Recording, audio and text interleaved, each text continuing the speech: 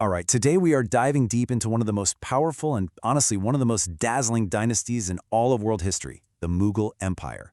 For more than 300 years, this single empire dominated South Asia. And in the process, they created this incredible legacy of art and culture and sheer power that, believe it or not, still echoes today. Okay, to really get a sense of just how powerful the Mughals were, let's start with a single number, 25%. At their absolute peak, this one empire was cranking out nearly a quarter of the entire world's industrial output. I mean, just let that sink in for a second. One dynasty controlled a fourth of all the manufactured goods on the entire planet. That is just staggering. So that's the big question, right? How did one dynasty, coming out of Central Asia, manage to build an empire with that kind of incredible wealth and influence? And the flip side of that coin is, how did it all fall apart? I mean, what could possibly cause a power that seemed invincible to just crumble? Well, to figure that out, we've got to go right back to the very beginning. Okay, so our story kicks off, as so many stories of empires do, with conquest. The founding of the Mughal Empire wasn't some slow, careful political process. Not at all. It was a swift, pretty violent, and crucially, a technologically super advanced takeover of northern India. You see, the Mughals were what historians call a gunpowder empire, and that term, that single idea, is the absolute key to understanding how they rose so fast. It's simple, really. They didn't just have more soldiers, they had way better weapons. We're talking firearms and cannons. And that technological edge, it gave them a completely shocking, almost unfair advantage over the guys they were fighting. And the man who brought all this gunpowder to the party was Babur. So get this, in 1526, at the First Battle of Panipat, his relatively small force used cannons and firearms to just completely shatter the massive army of the Delhi Sultan. And then, just a year later, he does it again. He crushes this huge confederation of Rajput warriors. But here's the thing about Babur. He was a conqueror, a brilliant general, but not so much an administrator. So when he died in 1530, yeah, he'd laid the foundation for an empire, but it was, super unstable, really fragile. Look, winning battles is one thing. That's the easy part, relatively speaking. But actually building a lasting empire, that's a whole different ballgame. The shaky kingdom that Babur left behind, it didn't just need another conqueror. It needed an architect. And that monumental task fell to his grandson, a guy who would go down in history as one of the greatest rulers of all time, Akbar. Akbar really was the true architect of the Mughal state. He took this loose collection of conquered territories run by warlords and turned it into a modern, centralized government machine. I mean, he created ministries for things like finance and law, he standardized the military, and this is the big one, he completely reinvented the tax system. But maybe his most brilliant move was understanding that to rule a diverse, majority Hindu land, you needed tolerance. He created this atmosphere of religious freedom that was just totally remarkable for its time. And we really need to talk about this tax system because it was absolutely revolutionary. See, before Akbar, rulers would just demand tribute, right? Give me a share of your crops, give me some of your goods, whatever you've got. Akbar said nope. He demanded cash, specifically regulated silver currency. Now that one little change had this massive ripple effect. All of a sudden, peasants had to sell their goods at a market to get that silver. And just like that, you've connected the entire subcontinent into one big monetized economy. It also kicked off this huge boom in valuable cash crops like cotton and indigo. This system, this was the economic engine that would power the Mughal Empire for the next 100 years. So, with the strong foundation that Akbar built, both in government and the economy, the empire was ready to take off. And it entered its golden age under his successors, especially his grandson, Shah Jahan. This, my friends, was the era of just unparalleled wealth, incredible cultural fusion, and some of the most breathtaking architecture the world has ever seen.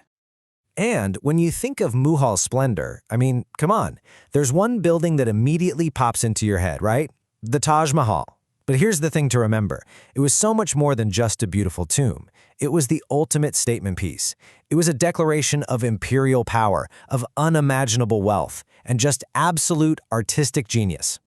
And its importance on the world stage is just undeniable. I mean, you don't have to take my word for it. UNESCO calls it one of the universally admired masterpieces of the world's heritage. It really is more than a building. You can think of it as the physical embodiment of the entire Mughal Golden Age, this perfect, beautiful fusion of Persian, Islamic, and Indian art all in one place.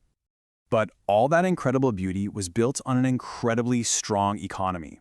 Of course, agriculture was still the backbone. That's what the 52% is. But look at that secondary sector, manufacturing, 18%.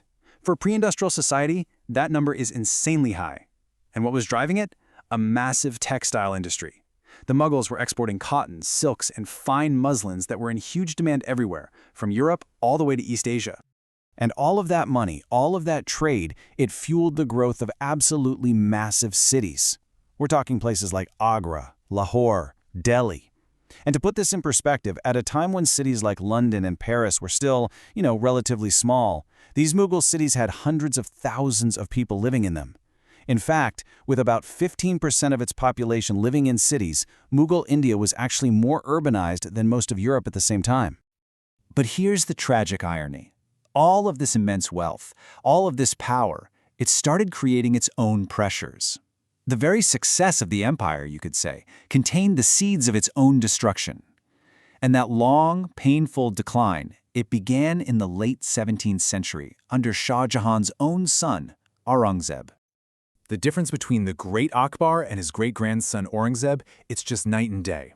Where Akbar built bridges with religious tolerance, Aurangzeb went in the complete opposite direction, pushing a very strict Islamic orthodoxy. He brought back the special tax on non-Muslims, the jizya, which, as you can imagine, alienated huge parts of the population. And on top of that, he got bogged down in these decades-long, incredibly expensive wars to conquer the south. Yeah, he made the empire bigger on a map, but he completely drained the treasury and left the core of the empire totally neglected. So after Aurangzeb dies in 1707, the whole thing just unravels. The center cannot hold. What you get is a series of weak emperors and these bloody, messy fights for the throne that just paralyze the government. I mean, get this. In the year 1719 alone, they went through 4 different emperors, and then came the final crushing blow. In 1739, the ruler of Persia, Nader Shah, invaded, sacked the capital Delhi, and just walked away with its legendary treasury. After that, the Mughal Empire was really an empire in name only. It was a hollow shell, and it was only a matter of time before the British East India Company picked up the pieces, officially ending it all in 1857. But here's the fascinating part. Even after the last emperor was sent into exile, the Mughal story, it wasn't over, not by a long shot. The empire as a political entity might be long gone, but its influence is literally woven into the fabric of modern South Asia. We're talking India, Pakistan, Bangladesh. The echoes are everywhere. And I mean literally everywhere. You can see it in the stunning architecture, right? The Taj Mahal, the Red Fort. These buildings still define the skylines of cities across the subcontinent. You can taste it in the incredibly rich Mughalite cuisine that people all over the world love. You can even hear it in the very languages spoken by hundreds of millions. Hindustani, which grew into modern Hindi and Urdu. Heck, even the British, the very people who took over, ended up borrowing and building on the administrative systems the Mughals had created. And that really leaves us with this one big thought to chew on. The Mughals were conquerors, yes, but they were also brilliant builders and incredible patrons of art. And then, a fated power. Their whole story, this incredible arc of a meteoric rise and an almost Shakespearean fall, is just this powerful reminder of how empires are made and how they're unmade. And it really forces you to ask yourself, how much does a past from centuries ago still define the world we all live in today?